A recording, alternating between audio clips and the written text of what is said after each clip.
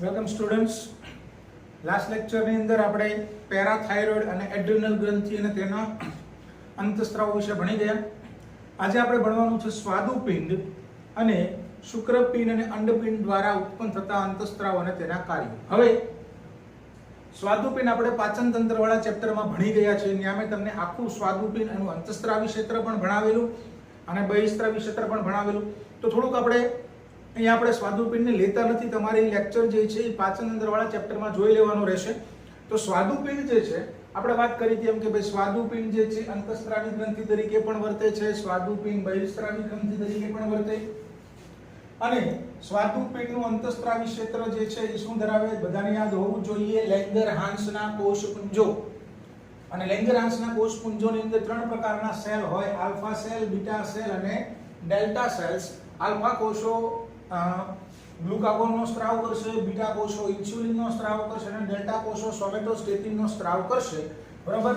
Alpha કોષો ગ્લુકાગોનનો સ્ત્રાવ કરે તો ગ્લુકાગોન રુધિરમાં ગ્લુકોઝનું પ્રમાણ વધારતો હતો. બીટા કોષો ઇન્સ્યુલિનનો સ્ત્રાવ કરે તો ઇન્સ્યુલિન રુધિરમાં ગ્લુકોઝનું પ્રમાણ ઘટાડતું હતું. મતલબ કે ઇન્સ્યુલિન અને ગ્લુકાગોન બંને સાથે મળીને રુધિરમાં ગ્લુકોઝનું પ્રમાણ છે જાળવતા હતા. બરોબર? અને બહિસ્ત્રાવી ક્ષેત્ર સ્વાદુરસનો સ્ત્રાવ કરે, જેમાં પાચક ઉત્સેચકો હોય જે આપણને પાચનમાં મદદ કરે. એટલે કહેવાનો મતલબ છે આખું સ્વાદુપિંડ એનું અંતસ્ત્રાવી ક્ષેત્રમાંથી કયા કયા અંતસ્ત્રાવો નીકળે? ઇન્સ્યુલિન, ગ્લુકાગોન અને સોમેટોસ્ટેટિન. એના શું કાર્યો છે? બહિસ્ત્રાવી ક્ષેત્ર સ્વાદુરસનો સ્ત્રાવ કરે અને પાચનમાં મદદ કરે. તો કેવી રીતે મદદ કરે? તો કહેવાનો મતલબ છે આખા સ્વાદુપિંડની અંતસ્ત્રાવી ક્ષેત્ર અને બહિસ્ત્રાવી ક્ષેત્ર બંને ક્ષેત્રનો અભ્યાસ મેં તમને પાચન તંત્રની અંદર કરાવી દીધેલો છે. તો અહીંયા આપણે ફરીવાર અંતસ્ત્રાવી ગ્રંથિ તરીકે સ્વાદુપિંડ નહીં ભણીએ, કારણ કે મેં તમને ઓલરેડી પાચન તંત્રની અંદર આ ચેપ્ટર આ ટોપિક જે છે એટલે કે સ્વાદુપિંડનું અંતસ્ત્રાવી ક્ષેત્ર તમને ઓલરેડી ભણાવી દીધેલું છે. બરોબર? તમે વ્યવસ્થિત વાંચ્યું હશે તો તમને યાદ જ હશે. છતાં કોઈને પ્રોબ્લેમ હોય તો પાચન તંત્ર વાળા ચેપ્ટરમાં જઈને સ્વાદુપિંડ વાળો લેક્ચર જે છે જોઈ લેજો, કારણ કે ત્યાં આપણે વિગતવાર સ્વાદુપિંડના અંતસ્ત્રાવી ક્ષેત્રની પણ ચર્ચા ઓલરેડી આપણે ત્યાં કરી દીધેલી છે. એટલે લખ્યું છે પાચન તંત્ર વાળા ચેપ્ટરમાં તમારે જોઈ લેવાનું છે. આજના લેક્ચરની અંદર આપણે મુખ્યત્વે બે વસ્તુ ભણવાની છે: શુક્રપિંડ અને અંડપિંડ, તેમાંથી નીકળતા અંતસ્ત્રાવ અને તેમના કાર્યો. બરોબર? અહીંયા પણ બેઝિક વસ્તુ છે. શુક્રપિંડની ડિટેલમાં અંતસ્રચના અને અંડપિંડની ડિટેલ અંતસ્રચનાની આપણે 12મા ધોરણની અંદર મનુષ્યના પ્રજનન તંત્ર વાળા ચેપ્ટરમાં ફરીવાર પણ ચર્ચા કરીશું. તો અહીંયા પણ થોડી ચર્ચા છે. બરોબર? જે તમારે અત્યારે થોડું યાદ રાખવાનું છે, જેના કારણે તમને 12મા ધોરણની અંદર પ્રજનન તંત્ર વાળા ચેપ્ટરમાં સમજવામાં વધારે સરળતા રહેશે. તો ચાલો શરૂઆત કરીએ. શુક્રપિંડ. તો નરમાં એક જોડ શુક્રપિંડ ક્યાં આવેલા છે? તો કે ઉદરીય ગુહાની બહાર વૃષણ કોથળીમાં આવેલા છે. નરની અંદર એક જોડ શુક્રપિંડ ઉદરીય ગુહાની બહાર વૃષણ કોથળીની અંદર આવેલા છે. હવે શરીરની બહાર ઉદરીય ગુહાની બહાર વૃષણ કોથળીમાં શુક્રપિંડ આવેલા છે. એનું કારણ શું છે? તો કારણ યાદ રાખવાનું છે કે શુક્રપિંડ જે છે એ ઉદરીય ગુહાની બહાર વૃષણ કોથળીમાં આવેલા છે. શું કામ? તો કે શુક્રપિંડની અંદર કઈ ઘટના થાય? તો કે શુક્રપિંડની અંદર શુક્રકોષના નિર્માણની પ્રક્રિયા થાય, જેને આપણે બોલશું શુક્રકોષ જનન. તો શા માટે વૃષણ કોથળીમાં આવેલા છે? તો કે શુક્રપિંડની અંદર શુક્રકોષનું નિર્માણ કરવાનું છે, શુક્રકોષ જનનની પ્રક્રિયા કરવાની છે. અને આ શુક્રકોષ જનનની ક્રિયામાં આપણા શરીરના સામાન્ય શરીર તાપમાન કરતા, નોર્મલ બોડી ટેમ્પરેચર કરતા 2 થી 2.5 ડિગ્રી સેલ્સિયસ ઓછું તાપમાન જરૂરી છે. તો એ તાપમાન ઓછું જાળવી રાખવા માટે શુક્રપિંડ ઉદરીય ગુહાની બહાર વૃષણ કોથળીમાં આવેલા હોય છે. યાદ રાખવાનું છે. તો નરમાં એક જોડ શુક્રપિંડ ઉદરીય ગુહાની બહાર વૃષણ કોથળીમાં આવેલા છે. કારણ શું? તો કે ભાઈ શુક્રપિંડની અંદર શુક્રકોષ જનનની પ્રક્રિયા થાય, શુક્રકોષના નિર્માણની પ્રક્રિયા થાય. અને આ નિર્માણની પ્રક્રિયા કરવા માટે આપણા શરીરના નોર્મલ ટેમ્પરેચર કરતા 2 થી 2.5 ડિગ્રી સેલ્સિયસ તાપમાન ઓછું હોવું જોઈએ. તો ઓછા તાપમાનનું મેન્ટેનન્સ રાખવા માટે શુક્રપિંડ શરીરની બહાર ઉદરીય ગુહાની બહાર વૃષણ કોથળીમાં ઉતરી આવેલા હોય છે. હાલો, હવે શુક્રપિંડ તો તમે જો તો શુક્રપિંડ જે છે નરનું જાતીય અંગ છે. તો જાતીય અંગ તરીકે પણ વર્તે છે અને સાથોસાથ અંતસ્ત્રાવી ગ્રંથિ એમ બંને તરીકે કાર્ય કરે છે. અને કયો અંતઃસ્ત્રાવ નીકળે છે તો કે શુક્રપિંડમાંથી એન્ડ્રોજન એટલે કે આમાં પણ મુખ્ય કોણ ટેસ્ટોસ્ટેરોનનો સ્ત્રાવ થાય છે. ખાસ મહત્વની આકૃતિ શુક્રપિંડની અંતસ્થ રચના. અહીંયા આપણે જે રીતે થાઇરોઇડ ગ્રંથિનો આડછેદ ભણ્યા હતા એમ શુક્રપિંડનો આડછેદ છે. તો શુક્રપિંડની અંતસ્થ રચનામાં તમને શું જોવા મળશે તો ખાસ યાદ રાખજો બુકમાં શું લખ્યું છે આ જે સફેદ કલરનો ભાગ જે છે એને આપણે બોલશું આંતરાલીય પેશી અથવા તો આધારક પેશી. બરોબર. શુક્રપિંડનો અંતસ્થ રચનાનો ટીએસ છે મતલબ આડછેદ છે. તો આડછેદમાં તમને શું જોવા મળશે આ જે સફેદ ભાગ જે છે એને આપણે બોલશું આંતરાલીય પેશી અથવા તો આધારક પેશી. અને આ આંતરાલીય પેશી અથવા તો આધારક પેશીની અંદર આ રીતે નલિકાઓ જોવા મળશે. આ નલિકા જે છે આ નલિકાઓને બોલવામાં આવે છે શુક્રોત્પાદક નલિકા, શુક્રકોષનું ઉત્પાદન કરતી નલિકા. તો યાદ રાખજો શું કીધું છે શું જોવા મળશે શુક્રપિંડના આડછેદની અંદર અથવા તો શુક્રપિંડની અંતસ્થ રચનામાં શું છે તો કે આંતરાલીય પેશી, આધારક પેશી. અને આંતરાલીય પેશી અને આધારક પેશીમાં તમને શું જોવા મળશે શુક્રકોષનું ઉત્પાદન કરતી નલિકાઓ જેને આપણે બોલશું શુક્રોત્પાદક નલિકાઓ. બરોબર છે. તો આ શુક્રોત્પાદક નલિકાઓ હવે યાદ રાખજો શુક્રોત્પાદક નલિકાઓની ફરતે શું આવેલા છે આ જે કોષો જે છે એને આપણે બોલશું જનન અધિચ્છદીય કોષો 2n. અને શુક્રોત્પાદક નલિકાની અંદર શું બને તો કે શુક્રકોષ બને. કેવી રીતે બને તો કે શુક્રોત્પાદક નલિકાની અંદર આવેલા આ જે જનન અધિચ્છદીય કોષો જે છે એમાં અર્ધીકરણ પ્રકારે વિભાજન થાય. બરોબર. અને આની પ્લોઈડી કેટલી 2n. તો જનન અધિચ્છદીય કોષોમાં અર્ધીકરણ પ્રકારે વિભાજન થઈને એમાંથી શું જોવામાં આપણે આકૃતિમાં દર્શાવ્યું છે ત્યાંથી કોનું નિર્માણ થશે શુક્રકોષનું નિર્માણ થાય છે, પરિપક્વ શુક્રકોષ બને છે. અને આપણે પિટ્યુટરી ગ્રંથિ વખતે ભણી ગયા કે મનુષ્યની અંદર નરની અંદર શુક્રકોષનું નિર્માણ જનન અધિચ્છદીય કોષોમાંથી શુક્રકોષના નિર્માણની પ્રક્રિયા પ્રેરવાનું કામ કયા અંતઃસ્ત્રાવનું છે FSH નું છે એટલે કે ફોલિકલ સ્ટિમ્યુલેટિંગ હોર્મોનનું થશે. બીજું શુક્રોત્પાદક નલિકાઓની વચ્ચે આ તમે જોઈ શકો છો બે પ્રકારના કોષ છે. આ જે છે જનન અધિચ્છદીય કોષો છે બ્લેક કલરના જેમાં અર્ધીકરણ પ્રકારે વિભાજન થઈને શુક્રકોષ બનશે અને અર્ધીકરણ પ્રકારે વિભાજન કરવાનું કામ શુક્રકોષના નિર્માણની પ્રક્રિયા પ્રેરવાનું કામ FSH નું થશે, ફોલિકલ સ્ટિમ્યુલેટિંગ હોર્મોનનું થશે. બીજું એની વચ્ચે જનન અધિચ્છદીય કોષોની વચ્ચે જે આપણે ગ્રીન કલરના દર્શાવેલા છે કોષો આવેલા હોય એના ગ્રીન કલરના કોષોને બોલવામાં આવે છે સર્ટોલી કોષો. કેવા કોષો બોલવામાં આવે છે સર્ટોલી કોષો. અને આ સર્ટોલી કોષોનું કામ શું છે તો કે લખી યાદ રાખજો MCQ મહત્વનો છે વિકસતા શુક્રકોષને પોષણ પૂરું પાડવાનું કામ. કે જ્યારે શુક્રકોષનું નિર્માણ થતું હોય ત્યારે વિકસતા શુક્રકોષને પોષણ પૂરું પાડવાનું કામ સર્ટોલી કોષોનું છે. તો ફરીવાર શુક્રપિંડનો આડછેદ છે શું જોવા મળશે આંતરાલીય પેશી. આ જે છે આંતરાલીય પેશી, આંતરાલીય પેશીની અંદર આ શું છે તો કે શુક્રકોષનું ઉત્પાદન કરતી નલિકાઓ એટલે કે શુક્રોત્પાદક નલિકાઓ. શુક્રોત્પાદક નલિકાઓની અંદર શુક્રકોષ બને. કેવી રીતે બને તો કે શુક્રોત્પાદક નલિકાની અંદર આવેલા જનન અધિચ્છદીય કોષો જે છે એમાં અર્ધીકરણ પ્રકારે વિભાજન થાય અને એમાંથી પરિપક્વ શુક્રકોષનું નિર્માણ થશે. અને આ ઘટના પ્રેરવાનું કામ શુક્રકોષ જનનની પ્રક્રિયાનું પ્રેરવાનું કામ ફોલિકલ સ્ટિમ્યુલેટિંગ હોર્મોનનું છે FSH નું છે. બીજું જનન અધિચ્છદીય કોષોની વચ્ચે બીજા પણ કોષો આવેલા હશે જેને આપણે બોલશું સર્ટોલી સેલ્સ, સર્ટોલી કોષો અને જેનું કામ વિકસતા શુક્રકોષને પોષણ પૂરું પાડવાનું છે. બીજું આ તમે જોઈ શકો છો શુક્રોત્પાદક નલિકાઓ જે છે એની વચ્ચે શુક્રોત્પાદક નલિકાઓની વચ્ચે બીજા આપણે આકૃતિમાં બ્લુ પેનથી દર્શાવેલા છે બીજા પ્રકારના કોષો આવેલા હશે. કોની વચ્ચે શુક્રોત્પાદક નલિકાઓની વચ્ચે. શુક્રોત્પાદક નલિકાઓની અંદર નહીં. બરોબર. આકૃતિમાં ખાસ જોજો આ એક શુક્રોત્પાદક નલિકા છે, બીજી શુક્રોત્પાદક નલિકા છે, ત્રીજી એમ ઘણી બધી શુક્રોત્પાદક નલિકાઓ છે. તો શુક્રોત્પાદક આ બે નલિકાઓની વચ્ચે આ બધાની વચ્ચે તમે જોઈ શકો છો તો શુક્રોત્પાદક નલિકાઓની વચ્ચે કોષો આવેલા છે. આ કોષોને બોલવામાં આવે છે ખાસ યાદ રાખજો લેડિંગ સેલ્સ અથવા તો આંતરાલીય કોષો. આની વાત પણ આપણે પિટ્યુટરી ગ્રંથિમાં કરી હતી. તો શુક્રોત્પાદક નલિકાઓની વચ્ચે આવેલા કોષોનું નામ છે લેડિંગ સેલ્સ અથવા તો આંતરાલીય કોષો ઇન્ટરસ્ટેશિયલ સેલ્સ. અને આ લીડિંગના કોષો આંતરાલીય કોષોમાંથી કયો અંતઃસ્ત્રાવ નીકળે, કોનો સ્ત્રાવ કરે તો કે એન્ડ્રોજન એટલે કે ટેસ્ટોસ્ટેરોનનો સ્ત્રાવ કરે છે.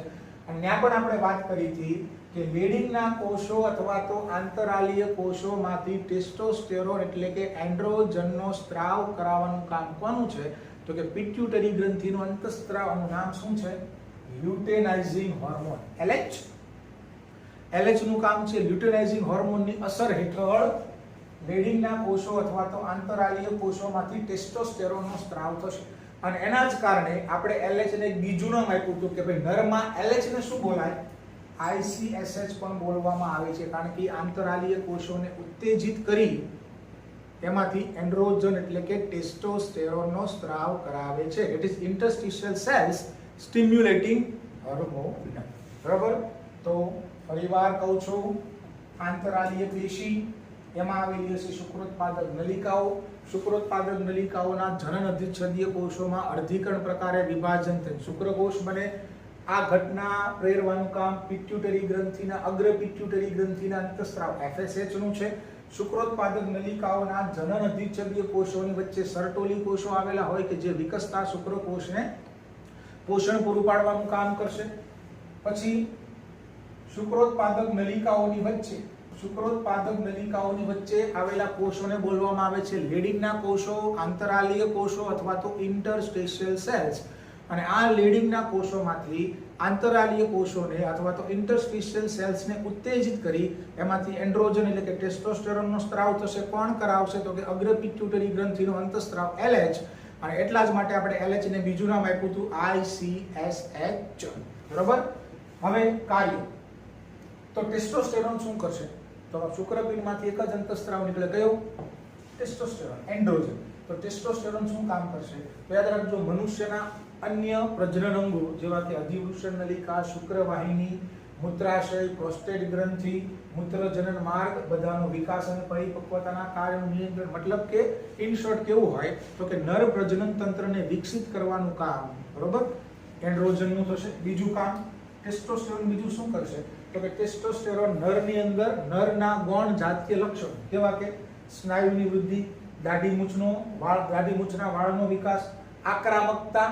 જનરલી સ્વભાવમાં તમે જુઓ તો મેલ જે છે વધારે આક્રમક હોય છે ફિમેલ કરતા. બરોબર. તો આક્રમકતા, ઘેરો અવાજ, આ બધા નરના ગૌણ જાતીય લક્ષણો છે એનો વિકાસ કરવાનું કામ ટેસ્ટોસ્ટેરોનનું છે.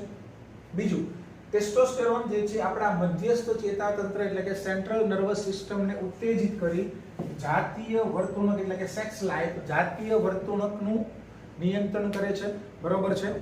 સેન્ટ્રલ નર્વસ સિસ્ટમને ઉત્તેજિત કરીને જાતીય વર્તણૂક એટલે કે સેક્સ લાઇફ અથવા તો જાતીય ઉત્તેજિતતાનું નિયમન કરે છે. બીજું છેલ્લું યાદ રાખવાનું છે MCQ માટે કે ટેસ્ટોસ્ટેરોન પ્રોટીન અને કાર્બોદિતના ચયાપચય ઉપર અસર કરે છે.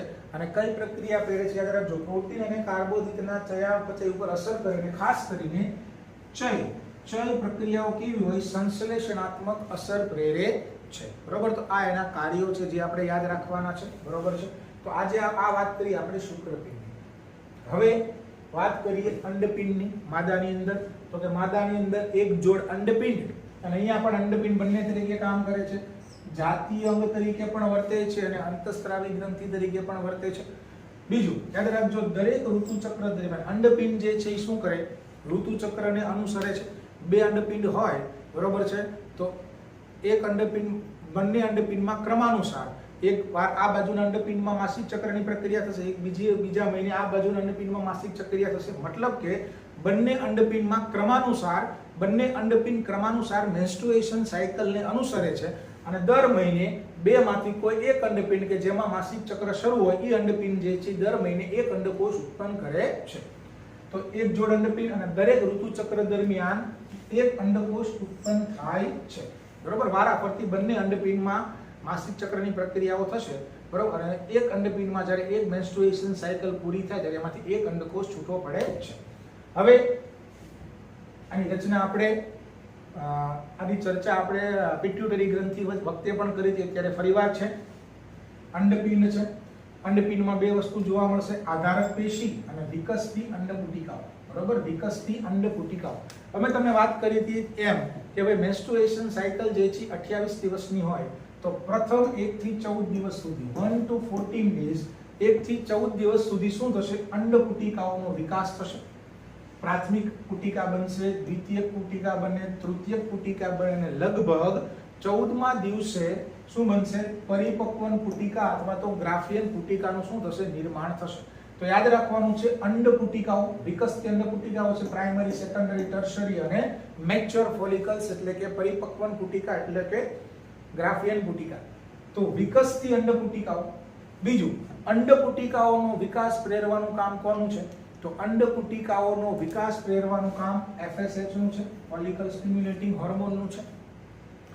હવે 14 દિવસે અંડપુટિકાઓનો વિકાસ થઈને 14મા દિવસે પરિપક્વન અથવા તો ગ્રાફિયન પુટિકા બની જશે.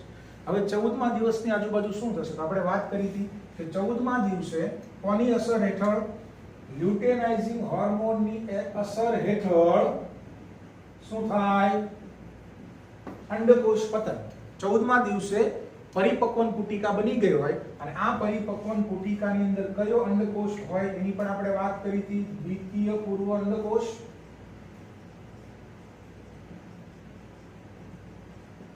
પરિપક્વન પુટિકાની અંદર દ્વિતીય પૂર્વ અંડકોષ હશે તો 14મા દિવસે લ્યુટેનાઇઝિંગ હોર્મોન, અગ્ર પિટ્યુટરી ગ્રંથિમાંથી આવતા લ્યુટેનાઇઝિંગ હોર્મોનની અસર હેઠળ અંડકોષ પતનની પ્રક્રિયા થશે. મતલબ ગ્રાફિયન પુટિકામાંથી દ્વિતીય પૂર્વ અંડકોષ છે બહાર જશે અને પાછળ તૂટેલું આવરણ વધશે અને તૂટેલા આવરણને આપણે બોલતા હતા કોર્પસ લ્યુટિયમ. Corpus luteum. બરોબર. હવે આ જે વિકસતી અંડપુટિકાઓ જે છે, ફરીવાર અંડપુટિકાઓનો વિકાસ પ્રેરવાનું કામ FSH નું છે. 1 થી 14 દિવસ સુધી અંડપુટિકાઓનો વિકાસ થાય. 14મા દિવસે પરિપક્વન અથવા તો ગ્રાફિયન પુટિકા બને. 14મા દિવસે ગ્રાફિયન પુટિકામાંથી દ્વિતીય પૂર્વ અંડકોષનું પતન પહેરવાનું કામ અગ્ર પિટ્યુટરી ગ્રંથિના લ્યુટેનાઇઝિંગ હોર્મોનનું છે અને પાછળ બનશે કોર્પસ લ્યુટિયમ. હવે આ જે વિકસતી અંડપુટિકાઓ જે છે 1 થી 14 દિવસ સુધી જે અંડપુટિકાઓનો વિકાસ થતો હોય, જે FSH દ્વારા થતો હોય, તો આ વિકસતી અંડપુટિકાઓ એક અંતઃસ્ત્રાવનો સ્ત્રાવ કરે છે. કોનો? ઈસ્ટ્રોજન. વિકસતી અંડપુટિકાઓ ઈસ્ટ્રોજનનો સ્ત્રાવ કરે છે અને અંડકોષના પતન બાદ જે કોર્પસ લ્યુટિયમ બનશે એ કોર્પસ લ્યુટિયમ પ્રોજેસ્ટેરોનનો સ્ત્રાવ કરે છે. એટલે અંડપિંડમાંથી બે અંતઃસ્ત્રાવો નીકળે, એક ઈસ્ટ્રોજન અને એક પ્રોજેસ્ટેરોન. કોણ? ઈસ્ટ્રોજન અને પ્રોજેસ્ટેરોન. ઈસ્ટ્રોજનનો સ્ત્રાવ કોણ કરે? વિકસતી અંડપુટિકાઓ ઈસ્ટ્રોજનનો સ્ત્રાવ કરે. 1 થી 14 દિવસ સુધી ઈસ્ટ્રોજનનું લેવલ વધારે હોય. 14મા દિવસે અંડકોષના પતન બાદ કોર્પસ લ્યુટિયમ બને અને આ કોર્પસ લ્યુટિયમ પ્રોજેસ્ટેરોનનો સ્ત્રાવ કરે. એટલે 14 થી લઈને 28 દિવસ સુધી બ્લડની અંદર પ્રોજેસ્ટેરોનનું લેવલ જે છે એ વધે છે. તો આ વાત થઈ ગઈ બે અંતઃસ્ત્રાવોની, ઈસ્ટ્રોજન, પ્રોજેસ્ટેરોન.